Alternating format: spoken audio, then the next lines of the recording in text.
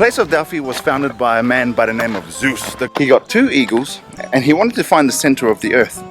And he let one eagle go to the east and then he let the other eagle go to the west. And then they flew right around the world and they apparently met right here in Greece.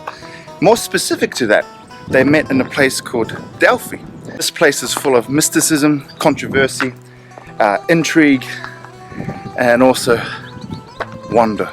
This here is called the navel stone, and it's to commemorate those two eagles meeting together. All I can say, it's a pretty big navel.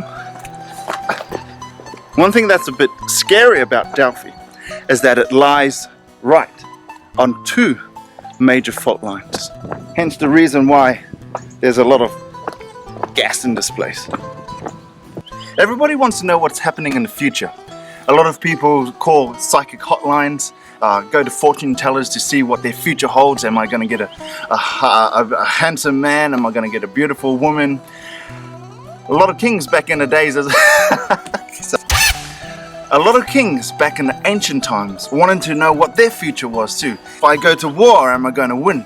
So those kings such as Alexander the Great, they came to this very place in Delphi to ask the oracles, to ask Apollo what their fate would be in the future. When Paul came to Philippi, he brought great new teachings about the gospel of Jesus Christ. A lot of people didn't like it because they had their own gods and goddesses that they were worshipping. And so he was dragged in front of the governing body of that time, and without a trial, Paul was flogged, and then him and also Silas were thrown straight into prison, which is just up there. There's a sign to say that this is the prison of St. Paul here in Philippi, or in Philippi. And if you can see inside this place, remember he was imprisoned with Silas. And when he was imprisoned with Silas, they started to sing hymns and started to pray. And then there was this very big earthquake.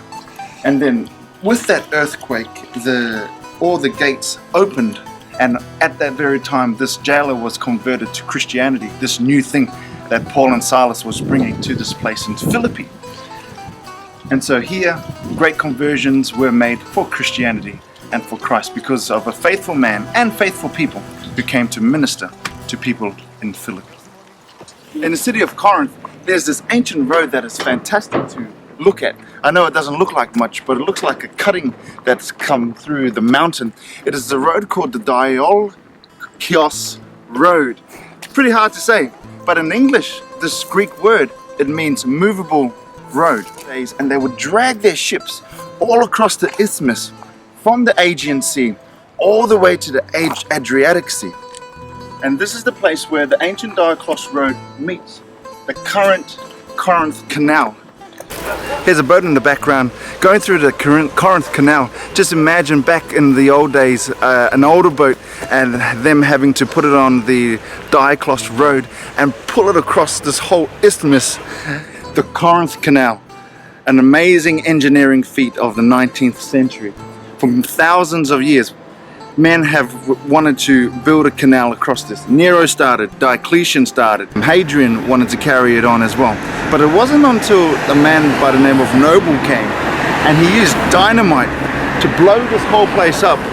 And you can see how deep it goes. You know, you can even go bungee jumping in this place as well. But we don't have enough time to do that, or I think our bus is going. So you could understand the type of city that Corinth was. It was a city of trading. It was a city of buying and giving between the east and the west. It was a city of immorality. And so Paul came to the city to try his best to evangelize to people and let them know of a risen Savior and of a soon coming Savior. Corinth Canal. Paul started his missionary tour here in 52 AD in the place of Corinth, and we're standing on a place known as the Bema today. No, it's not a BMW as you might think it would be. It's the Bema known as the throne of judgment back in the day of Corinth. And it was here that Gallio sat in judgment of Paul when the Jewish leaders brought Paul before the judgment seat, and he was judged innocent. And Paul continued his ministry here in Corinth. And the church of Corinth, which was a very young church, dealt with a lot of things. You just think about it, new Christians coming into a church where their lifestyle is very different, where Paul would tell them, you should not pay for love, but love is free, and love is kind, and love is gentle. And people coming from a culture that is very immoral, they would go, wow, how do you live in this new Christian lifestyle? Below me is the ancient city of Corinth.